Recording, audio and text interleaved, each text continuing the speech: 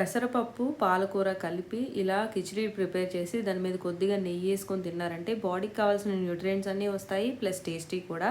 ఇది చేసుకోవడం కోసం ముందుగా ఒక బౌల్లో ఒక రైస్ కుక్కర్ కప్తో ఒక కప్పు పెసరపప్పుకి అరకప్పు బియ్యం వేసి బాగా కడిగి దీన్ని ఒక గంట నానబెట్టుకోవాలి. గంట తర్వాత ప్రెషర్ కుక్కర్లో కొద్దిగా బటర్, జీలకర్ర, ఉల్లిపాయ, పచ్చిమిరపకాయలు వేసి కలర్ చేంజ్ అయ్యేంత వరకు వేయించుకొని అల్లం వెల్లుల్లి ముక్కల్లా కట్ చేసేసుకున్నా పర్లేదు, లేదా అల్లం వెల్లుల్లి పేస్ట్ వేసి పచ్చివాసన పోయేంత వరకు వేయించుకోవాలి.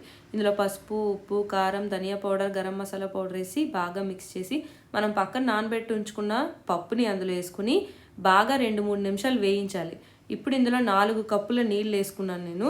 ఇది బాగా కలుపుకొని మీకు సరిపడా ఉప్పేసి బాగా మిక్స్ చేసి చాప్ చేసుకున్న ఒక కట్ట పాలకూర ఆకులను అందులో వేసుకుని బాగా కలుపుకొని మీడియం ఫ్లేమ్ పెట్టి 3 విజిల్స్ తర్వాత స్టవ్ ఆఫ్ చేసేయండి. కిచిడి ఒకవేళ కొంచెం జారుగా లేకపోతే ఇందులో వేడి నీళ్ళు వేసుకోవచ్చు. వేడి నీళ్ళు వేసుకొని కలుపుకొని కొద్దిగా కొత్తిమీర ఆకులతో గార్నిష్ చేసుకొని కిచిడి ఎంజాయ్